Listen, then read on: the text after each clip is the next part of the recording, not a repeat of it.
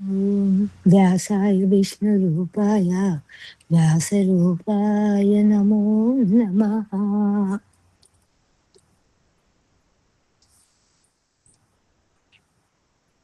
వ్యాస మహర్షి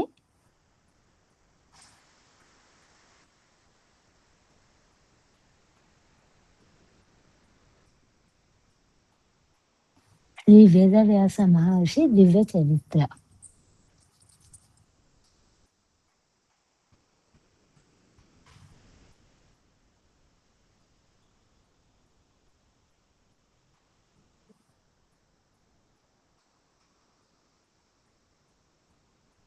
ఓ మహత్తర విశ్వానుభూతి. ఇది ఒక విచిత్ర గాథ. చాలా కాలం కిందట జరిగిన బహు ప్రాచీనమైన గాథ. అది ఒక అపూర్వ వ్యక్తి గాథ. ఆయన వయసు ఎంతో ఎవరికి ఇతమిద్యంగా తెలియదు. బహుశా కొన్ని వందల సంవత్సరాలు ఉండవచ్చు. వందలా అని ఆశ్చర్యపడక్కర్లేదు. ఎందుకంటే అలాంటి వాళ్ళు ఇంకా ఇప్పటికీ హిమాలయ పర్వతాలలోని గుహల్లో 200, 150 సంవత్సరాల వాళ్ళు కూడా మనకి తారసపడుతుంటారు. ఈయన కూడా అలాంటి వాడే. ఈయన రూపం కూడా ఎంతో వింతగా ఉంటుంది. తెల్లగా హిమాలయ పర్వత శిఖరాల్లాగా నెరిసిన తల, నీరెండలో వెండిలా తళతళ మెరిసే కనుబొమ్మలు, అంతకంటే తెల్లగా పట్టువలే హిమ హిమ శృంగాలపైన తేలే మేఘాల్లాగా పైపైకి పెరిగిన జడలు, పొడుగాటి మంట, కొసలాగా వ్యాపించిన గెడ్డం.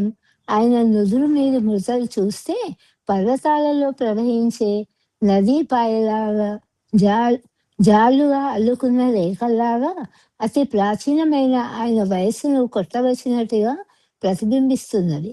ఈయనకు అనేక మహిమలు, శక్తులు, సిద్ధులు తపోయోగం వల్ల కోరకుండానే లభించాయని అంటారు. ఎందుకంటే ఆయనను ఎంతోమంది ఒకేసారి అనేక ప్రదేశాలలో చూశారు. ఎక్కడ పడితే అక్కడ సిద్ధపురుషులకు మళ్ళీ ప్రత్యక్షం కాగల మనోగమన సిద్ధి ఆయనకున్నదని ప్రతీతి. మంత్రశాస్త్రము, జ్యోతిష్యము, వైద్యము, యోగ శాస్త్రాలలో ఆయనకు ఎంత తెలుసో ఆయన విజ్ఞానము అగాధం, అపారం. అలా చూస్తే అన్ని విధాలా ఆయన ఒక అపూర్వ వ్యక్తి, అసాధారణ పురుషుడు.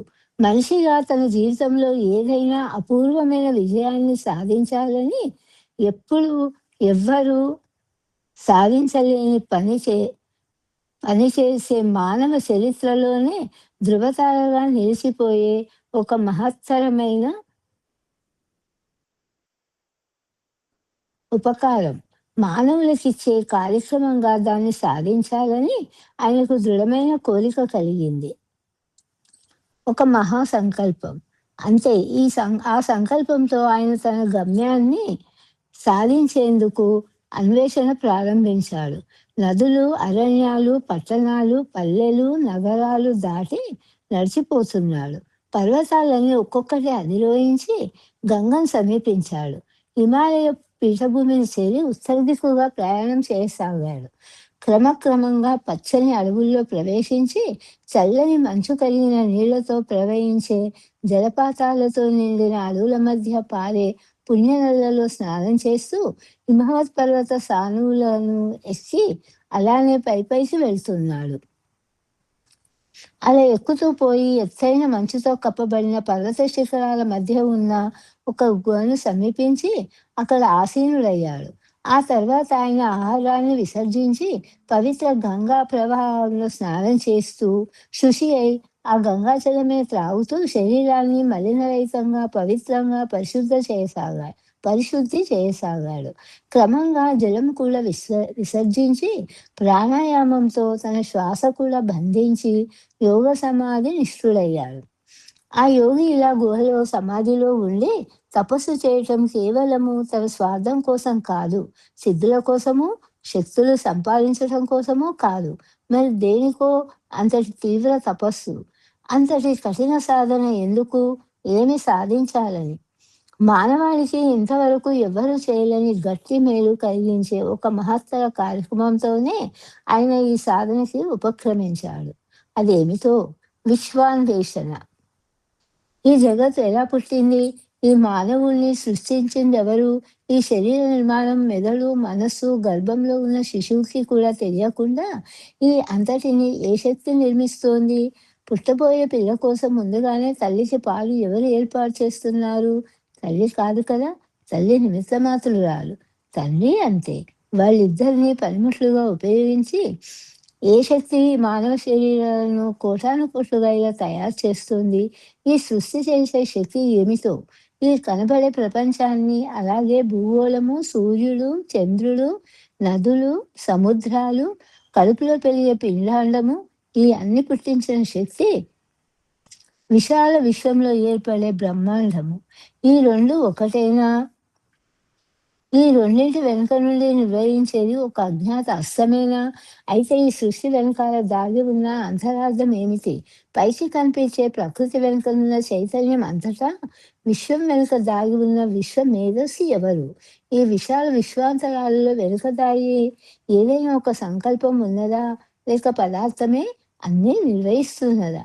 ఇది కేవలం ఒక పెద్ద శక్తి మాత్రమేనా? తెలివి కూడా కలిగి ఉందా? దీన్ని తెలుసుకునేది ఎలాగా? అంతేగాక ఈ ప్రపంచంలో అనేక మంది కష్ట నష్టాలు పడుతున్నారు. కొందరు దారిద్ర్యంతోనూ, కొందరు రోగాలతోనూ, మరికొందరు అవిటితనముతోనూ ఇలా అనేక రకాల బాధలు అనుభవిస్తున్నారు. అవి కాక ఆశలు పెంచుకొని గొంతమ్మ కోరికలతో జీవితాన్ని విషమయం చేసుకొని మనిషి మోసం చేస్తూ, సోదరుల్ని సోదరులే కబళిస్తూ, ఇలా బతుకుతూ బ్రతుకుతూనే నరకం చేసుకు తమ బ్రతుకునే నరకం చేసుకుంటూ ఒకనాటి నందనవనం లాంటి ఈ భూమిని ఈనాడు భయంకర నరకంగా తన బ్రతుకునే చీకటిగా ఎందుకు చేసుకుంటున్నాడు నాటి మానవుడు? ఇందులోంచి మానవ జాతి బయటపడేది ఎలాగా? తను నిర్మించిన దుష్ట ఆలోచనల, స్వార్థాల, అనుమానాల, భయాల, చెడు పనుల విషయావలంలో ఆశల వలలో చిక్కిన ఎలుకమందలాగా చిక్కి గిలగిలా కొట్టుకుంటున్న ఈ మానవ జాతిని అందులోంచి బయటపడవేసే తారక మంత్రం ఏది? సుఖ సంతోషాలు, ఆనందంతో పాటు మానవ జాతి ఇరుక్కుపోయిన ఈ దానవత్వపు ఊబిలో నుంచి మళ్ళీ మానవత్వంలోకి కాదు, దైవత్వంలోకి తిరిగి తనను తాను మనిషి ఉద్ధరించుకోవాలంటే మార్గం ఏమిటి అనే నిగూఢ రహస్యాన్ని భేదించాలని తాను గాఢంగా ప్రేమించే ఈ తోటి మనుషుల కోసము ఆచంద్రారకం నిలిచిపోయే ఒక వెలుగు దివ్యను మానవుని గుండెలో వెలిగించాలని ఆయన కోరాడు. అందుకే ముందుగా తానే ఈ సృష్టి వెనుక ఉన్న మహా రహస్యాన్ని ప్రత్యక్షంగా తెలుసుకోవాలనే ఈ గుహలోని సాధనంతా. అంతేకాని సిద్ధుల కోసమో, స్వార్థపూరిత శక్తుల కోసమో, ధనం కోసమో, అధికార కోసమో, లేక వాటితో జీవితము పాడు చేసుకోవటం కోసమో కాదు. అందుకే ఆయనలో ఒక అపూర్వమైన ధ్యేయం. అది ఒక తిరుగులేని ప్రయాణం. అయితే ఆ ప్రయాణము పర్యవసానం ఏమిటి? చివరికి ఏం జరిగింది? ఇది చూడాలంటే మనం కూడా ఆయన అనుభవంలోకి వెళ్ళి చూడాలి. చూద్దాం రండి.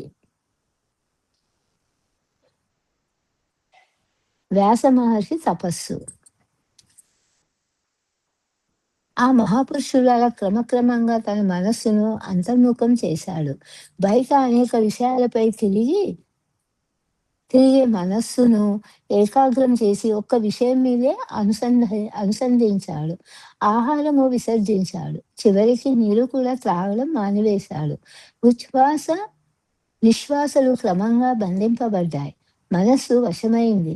ప్రాణం కూడా శరీరంలోని అవయవాల్లోంచి హృదయములోకి చేరుకుంది. ఇలాగ మనస్సు, బుద్ధి, ఇంద్రియాలు అనే ఏకమై మనస్సులో ప్రవేశించాయి. అనేక బయటి విషయాలపై నిలిచి ఆలోచించే మనస్సును మనస్సుతోనే బంధించి మనస్సునే ధ్యానించసాగాడు. క్రమేపీ ధ్యానము, ఆ ధ్యానంలోంచి ధారణలోంచి సమాధి, ఇలా ఒక్కొక్క మెట్లే పైకెక్కింది. ఆయన మనసు మూతపడి ఉన్న అంధకారమైన చీకటిని కొట్టులాగా ఇంద్రియాలని, కీచికలను ఈ శరీరంలోనే ఎప్పుడు బంధింపబడి ఉన్న ఆ మనస్సు ఒక్కసారిగా ఈ జైల్లోంచి విడుదలైంది. అంటే ఏ కష్టమై శరీరంలో నేనే శరీరము అనే భావనతో ఏ అంటే ఏ కష్టమై శరీరంలో నేనే శరీరము అనే భావనతో ఉండే మనస్సు నిలువలు విస్తరించి ఒక విశ్వాత్మగా రూపొందింది. ఒక్కోసారిగా అనిర్వి అనిర్వచనీయమైన ఒక విశ్వానుభూతిలోకి ఆయన అంతరాత్మ వ్యాపించింది. గిన్నెలో ఉన్న నీరు గిన్నె అంతా ఆక్రమించుకొని ఉండి తిరిగి అదే నీరు ఆవిరైనప్పుడు ఏవి ఏ విధంగా ప్రపంచమంతా వ్యాపిస్తుందో, అదే విధంగా ఆయన యొక్క అంతఃకరణ కూడా ఆయన ఆలోచనలను వ్యక్తిత్వం తసి ఆయన యొక్క అంతఃకరణ కూడా ఆయన ఆలోచనలు, ఆయన వ్యక్తిత్వం అంతటితో సహా శరీర పరులన్నీ దాటి నీటి ఆవిరై ఎలాగైతే వ్యాపించి సర్వత్రా విస్తరించి జగత్తంతటా కూడా వ్యాపించి తానే జగత్తు అనే భావాన్ని పొందింది. శరీరపు పరిధుల్ని దాటి మనస్సును క్రమంగా ఇలా పంచభూతాలని అతిక్రమించి ఈ భూగోళం పైన వ్యాపించింది. స తర్వాత గ్రహ నక్షత్ర మండలాలన్నిటిని దాటి యా- యావ యావత్ విశ్వము తానే అయి వ్యాపించసాగింది. క్రమక్రమంగా నేనే శరీరము, నేనే మనస్సు అనే భావాలు ఒక్కొక్కటి విడిపోయి నేనే ఈ ఆకాశం అనే భావము కలగసాగింది. ఇలా తానే సర్వము అయిన అనుభవం కలిగి విశ్వాత్మతో తాను ఐక్యభావాన్ని పొందాడు. విశ్వమంతా తానే అయినట్టు ఒక అపూర్వ అమృతానుభవాన్ని ఆయన పొందాడు. ఆయన ఆయన పొందాడు అనటం కూడా నిజం కాదేమో. ఎందుకంటే ఆ అమృతానుభవాన్ని నేనే పొందుతున్నాననే స్పృహ కూడా ఆయనకి లేదు. అది శరీరంలో ఉండి మామూలుగా ఆలోచించే పరిమితమైన మనస్సు కలిగి జీవత్వంలో ఉన్నప్పుడే సాధ్యపడుతుంది. అంతేకాని ప్రపంచమంతా వ్యాపించిన మనస్సుకు తానొక శరీరంలో ఉన్నట్టు కానీ, తాను ఒక వ్యక్తినని కానీ, ఒక కాలంలో ఒక ప్రదేశంలోనే ఉన్నానని కానీ గుర్తు ఉండదు. అంతకుముందు ఈ శరీరంలో ఉన్న తాను ఇప్పుడు సర్వత్రా వ్యాపించి తన లోపలే ఏదో ఎక్కడనో ఒక మూల ఈ శరీరం ఉన్నట్టు, అంటే శరీరము ఆత్మ ఉండటం కాదు, ఆత్మలోనే శరీరం సంచరిస్తున్నట్లు అనిపించే ఒక అపూర్వ అనుభూతిలోకి ఆయన వెళ్ళాడు. క్రమేపీ ఆకాశాన్ని, అనంతమైన విశ్వాన్ని, కాలం యొక్క పరిధిని ఒక్కొక్కటే అధిగమించి కాలాన్ని కాలంలో వెనక్కి దూసుకుపోసాగింది. శరవేగంతో వెనక్కి ప్రయాణిస్తున్న ఆయన మనస్సు, ఆయన అంతరాత్మకు గడిచిన సృష్టి కథ యావత్తూ తెరపై చలనచిత్రంలాగా నిస్పష్టంగా కనిపించసాగింది. కనిపించడం అంటే కంటికి కనిపించడం కాదు, కనపడుతున్న వస్తువు తానే అయి చూసే అపూర్వానుభూతితో సాక్షాత్ ద్రష్టగా ప్రత్యక్షంగా సృష్టి రహస్యాన్ని, సృష్టి క్రమాన్ని అన్నీ ఏకస్థితిలో దర్శించి సృష్టి రహస్యాన్నే భేదించే స్వానుభవం, ఒకానొక అనుభూతి మెరుపు మెరిసినట్లే సూర్యరశ్మిలాగా సహస్ర సూర్యుల వెలుగుతో భాషించింది. ఆ వెలుగు తానే అయి చూశాడు. చూసిందే ఆత్మతో దర్శించాడు. దర్శించిందే అనుభవించాడు. అది సర్వము తానే అయి ఉన్న అపూర్వానుభూతి అంటే ఎలాంటిదో కొంచెము ఇక్కడ గమనిద్దాం. సృష్టి ఆది, అది సర్వము నిరామయంగా ఏకకాలంగా ఉన్న పరిస్థితి అక్కడ ఫలానిది ఉన్నదని చెప్పడానికి కానీ, ఇది లేదు అని చెప్పడానికి కానీ వీలు లేని, నిర్వచించడానికి వీలు కాని పరిస్థితి. దీర్ఘ తమస్సు, అది చీకటి కాదు, వెలుగు కాదు. ఎందుకంటే చీకటి వెలుగులు ఒకదాన్ని ఆశ్రయించి ఒకటి ఉంటాయి. ఆ రెండు కూడా పుట్టలేదు. అప్పటికే అది పగలు కాదు, రాత్రి కాదు. ఎందుచేతనంటే పగలుకు కారణమైన సూర్యుడు కానీ, అతడు అస్తమించితే వచ్చే రాత్రి కానీ, ఈ రెండు కూడా అప్పటికి ఇంకా పుట్టలేదు. అది ఆకాశం కాదు, భూమి కాదు. ఎందుచేతనంటే భూమి, ఆకాశము అప్పటికి ఇంకా సృష్టి అవ్వలేదు. ఫలానా వేళ ఇంతకాలమే అని కూడా చెప్పడానికి వీల్లేదు. ఎందుచేతనంటే కాలం కూడా అప్పటికి ఇంకా ఉద్భవించలేదు. పగలు రాత్రి కానీ, ఆస్తి నాస్తి భేదం లేని చీకటి వెలుగు కాని సర్వము నిరామయమై ఏకాకారమై ఉంటే ఒక విచిత్రమైన అంధకారం లాంటి తమస్సు గోచరించింది. ఆ తమస్సు తనలో తాను లీనమై అనంతంగా జడంగా ఉన్నట్టుగా అనిపిస్తుంది. దానిలోంచి ఒక్కసారి ఒక అపూర్వమైన వెలుగు సూక్ష్మంగా నక్షత్రంలాగా తళుక్కుమని మెరిసింది. మెరిసిన మెరుసు నిప్పురవ్వలాగా వెలిగింది. వెలిగిన రవ్వ జ్యోతిలాగా పెద్దదయింది. అది నక్షత్రంలాగా క్రమేపీ వృద్ధి కాసాగింది. తర్వాత అదొక సూర్యమండలంలాగా వెలిగింది. సూర్యగోళాల ఉత్పత్తి. అలా కళ్ళు మిరుమిట్లు గొలిపే సూర్యకాంతి లాంటి తేజస్సుతో హిరణ్మయమైన ఆ గోళము సర్వతోముఖంగా వ్యాపించి ఒక అండాకారంగా అనేక కోటి యోజనాల కైవారంలో కనుచూపు మేర అంతా వ్యాపించి ఆకాశమంతా నిండిపోయింది. అదే హిరణ్య గర్భం. సన్నని రేణువుల్లాగా అందులో నుంచి అసంఖ్యాకమైన నిప్పురవ్వలు శరవేగంతో అన్ని వైపులా దూసుకు వస్తున్నాయి. వె వెలిగే మంటలో నుంచి వెలికి వచ్చే నిప్పురవ్వలాగా అమిత తేజస్వంతమైన ఆ కాంతి గోళంలోంచి కోటానుకోట్ల నక్షత్రాల్లాగా ఆ రవ్వలు చుట్టూరా ఉన్న అంధకారంలోకి దూసుకుంటూ పరిగిలిపోయి ఆకాశంలోకి అన్ని వైపులకి వ్యాపించసాగాయి. ఎండలో వెలిగే ధూళి రేణువుల్లాగా తేలుతూ దట్టమైన చీకటితో నిండిన ఆ ప్రళయ ఆకాశంలో ఒక్కొక్క రవ్వ ఒక్కొక్క జ్యోతిగా వెలిగింది. బ్రహ్మ గోళం. అది చూస్తుండగానే కనుచూపు ఎంతవరకు ఆనుతుందో అంతవరకు వ్యాపించి ఒక బ్రహ్మాండమైన బంగారు రంగు కలిగిన సూర్యరశ్మి వంటి అద్భుత తేజోమయమైన మండలంగా వ్యాపించింది. ఈ తేజోమండలము కేవలము మండలాకారంగా కాకుండా అది ఒక గోళాకారాన్ని ధరించి ఒక హిరణ్యమయమైన అండమై పంచభూతములకు ఆది అయిన సర్వసృష్టికి మూల కారణమైన ఒక బ్రహ్మాండంగా వ్యాపించి విస్తరించింది. ఇదే హిరణ్య గోళం లేక హిరణ్య గర్భం. ఈ బంగారు రంగు గల హిరణ్మ హిరణ్మయ కాంతితో వెలుగుతుండే తేజోగోళం అలా కోట్ల సంవత్సరాలు పెరిగింది. అందంగా అంతా వ్యాపించింది. అంటే దృష్టిపథం ఎంతవరకు సరిపడుతుందో అంతవరకు నిండి సర్వము తానే అయి వ్యాపించసాగింది. కాలము పుట్టుక, కర్మ ఏర్పాటు. దానిలో నుంచి మొట్టమొదటిసారిగా ఒక పరిభ్రమణం తన చుట్టూ తాను తిరిగి ఒక రకమైన స్పందనం గోచరించింది. ఈ పరిభ్రమణంతో కాలం ఉద్భవించింది. ఈ కాలంలో ఆకాశము దానితో కర్మ పంచభూతాలు ఇలా అన్నీ ఒకదాని వెంట ఒకటి ఉల్లిపాయ పొరలు విడివడినట్టుగా చల్ల చేస్తూ ఉంటే కవ్వం పక్క నుంచి వెన్న మజ్జిగ రెండు విడిపడ్డట్టుగా క్రమేపీ ఒక దాంట్లోంచి ఒకటి మండలాకారంగా విస్తరించినాయి.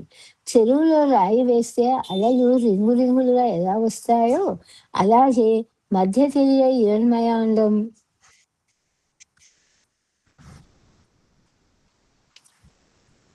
లోంచి పంచభూతాలు ఆకాశము, మనోబుద్ధిహం, కారాలు, ఇంకా వాయువు, సప్తధాతువులు ఇలా ఒకటేమిటి అన్ని కూడా ఏర్పడ్డాయి. వీటి ఏర్పాటుతో క్రమేపీ ఆండం విభక్తమై కమలా ఫలవు పండ్లు తొనలు వచ్చినట్టుగా ఒక్కొక్క భాగము వేర్వేరుగా విడివడి అందులో నుంచి ఒకే మంటలోంచి వచ్చే నిప్పుల వల్ల అనేక కోట్ల సూర్యులు సన్నటి రవ్వలలా వెలుగుతూ చీకట్లో దూసుకుపోవటము ఆయన ప్రత్యక్షంగా దర్శించాడు. అవి రవ్వలు కావు, దుమ్ము రేణువుల్లాగా తేలుతున్న అనేక కోట్ల సూర్యకులాలు. అందులో ప్రతి ఒక్కటి సన్నటి నక్షత్రాల్లాగా రివ్వున తిరుగుతూ అనంతాకాశంలో నాట్యం చేస్తున్నది.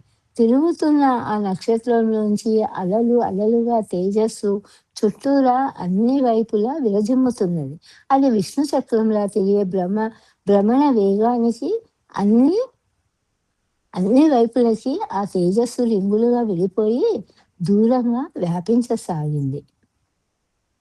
గ్రహాల సృష్టి.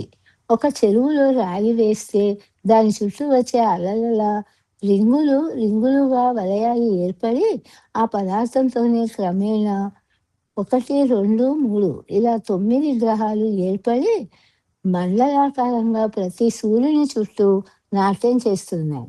అణువులో పరిభ్రమించే పరమాణువులాగా ఈ అనంతమైన గాథ ఇది ఒక అనంతమైన గాథ. అద్భుత వైవిధ్యం. పెక్కు శాస్త్రాలలోని విజ్ఞానమంతా ముద్దకట్టి అనుభవంగా మారి ఏకాకారం ధరించి ప్రత్యక్షమై దృశ్యంలాగా నడుస్తున్న జగన్నాటకం. ఇది పరిపూర్ణమైన పురాతనమైన జగత్తుకి మూలమైన నిత్య సత్యం యొక్క ప్రత్యక్ష సాక్షాత్కారం. ఆత్మానుభూతి ఒక గుండెని సున్నలాగా అనాద్యంతమై మొదలు చివర లేకుండా వృత్తంగా నిత్యము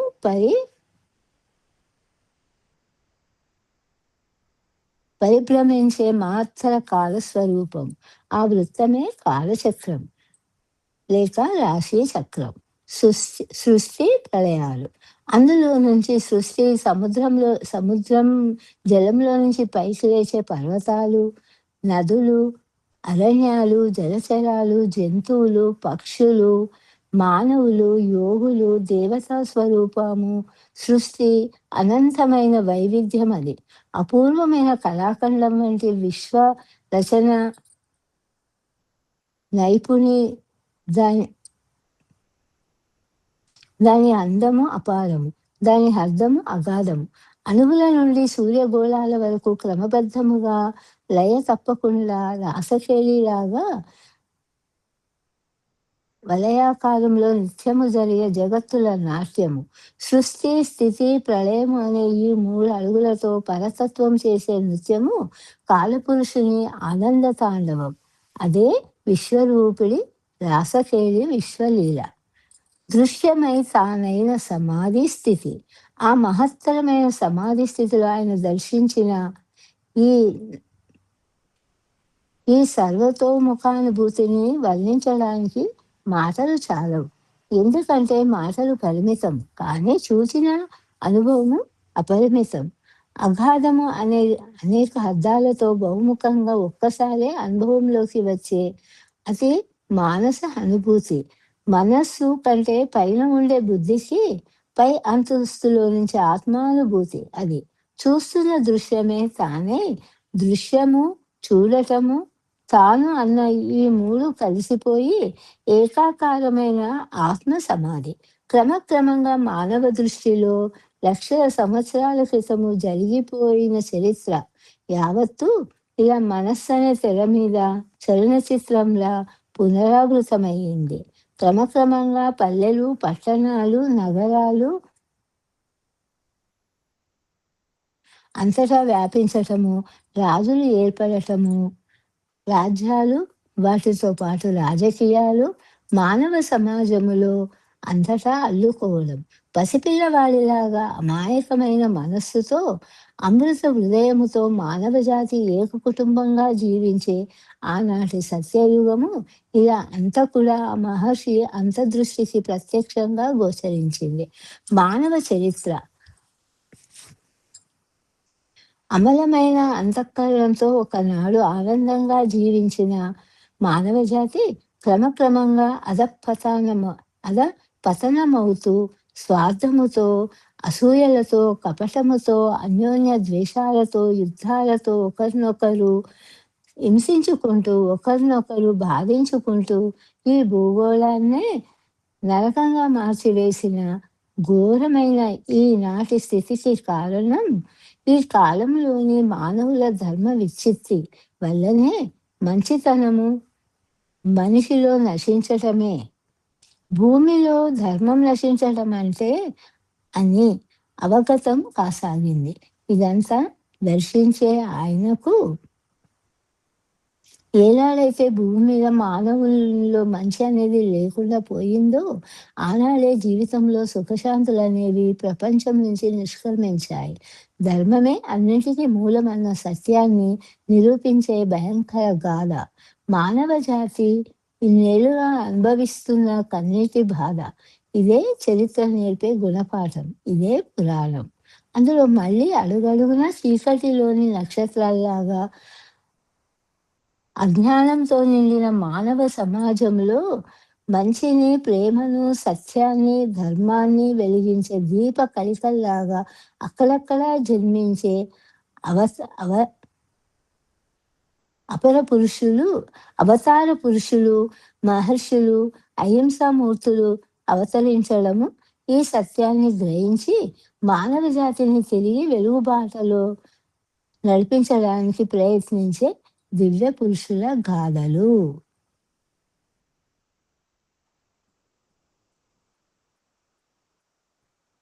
ఇలా అన్ని క్రమక్రమంగా ఆ మహత్తర సమాధిలో అంతా ఒక దివ్య చరిత్రగా ఆయన దర్శించారు. ఇది విశ్వం కాద, యావత్ సృష్టి కథ. సృష్టి, ప్రళయం.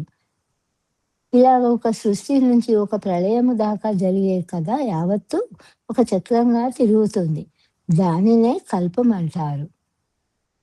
తర్వాత వచ్చేది ప్రళయం. భూకంపాలు, అగ్నిపర్వతాలు, అపార జలనష్టం కలిగించే వాతావరణపు మార్పులు, భూగోళము తిరిగే పరిధి లోనే గల్లంతు గ్రహాలు ఒకదాన్నొకటి ఢీకొని బగ్గున మళ్ళిపోతూ అనంత అగ్ని జ్వాలల్లాగా వెలుగుతూ సూర్యగోళంలోకి పోయి అందులో పడి లయమైపోవడంతో ఇలా ఈ కనిపిస్తున్నదంతా వచ్చిందో తిరిగి అందులోకే లయమైపోవడము, తిరిగి మళ్ తిరిగి మళ్ళీ తిరిగి సృష్టి, మళ్ళీ ప్రళయము, మహాప్రళయము. ఇలా అనంతంగా కాలచక్రంలో పరిభ్రమించే సృష్టి, వసంతము, ప్రళయం. వేసవి, వానాకాలంలోని పచ్చని వరి పొలాల్లాగా సృష్టి భూమి మీద కళకళలాడుతూ వ్యాపిస్తోంది. మళ్ళీ శీర్షకాలంలో ఆకులు రాలినట్టుగా జలం రాలిపోయే ప్రళయం. ఇలా ఒకదాని తర్వాత ఒకటి ఋతువుల్లాగా అనేక రకాల సృష్టులు, అనేక కల్పాల గాథలు, వేర్వేరు ప్రళయాలలోని వైవిధ్యం ఇలానే చక్రాకారంగా తిరుగుతుంటుంది. ఈ కథ యావత్తు అతి విపులంగా స్పష్టంగా ప్రత్యక్షంగా దర్శించాడు ఆయన. ప్రళయాలకు చివరి వచ్చే మహాప్రళయం కూడా ప్రళయాలలో బయటి భూగోళం నశించి మళ్ళీ సృష్టి అవుతుంది. మహాప్రళయములో పంచభూతాలు, అణువులు, పరమాణువులు కూడా నశించిపోయి అంత శుద్ధ ఆకాశతత్వంలోకి లయించిపోయింది. ఆ ఆకాశము బ్రహ్మ మనస్సులో లయించిపోయి అది మహత్తు అనబడే భగవత్ వస్తువుగా లయమైపోయి చివరికి బ్రహ్మదేవుడు కూడా నారాయణులోనికి లయించి ఆయన యోగ సమాధిలో అంతర్ముఖుడై ఆత్మారాముడిగా నిలిచిపోతాడు. అప్పుడు ఏక వస్తువు ఏకో విష్ణుర్ మహాద్భుతం అన్నది మిగులుతుంది. దీనిని కూడా వ్యాస మహర్షి భారతంలో పురా ప్రళయే ప్రాప్తే నస్తే స్థావర జంగమే ఏకస్ ఏకస్తిష్టతి విశ్వాత్మ అని వర్ణించాడు. ఇలాంటి బ్రహ్మకల్పాలు 36 వర్ణించాడు.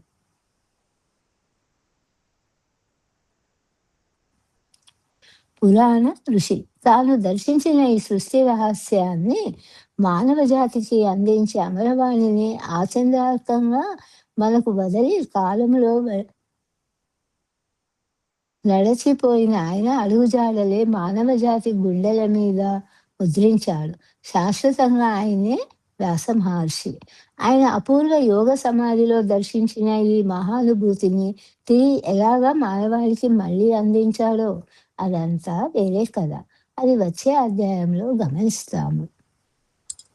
శ్రీ వ్యాస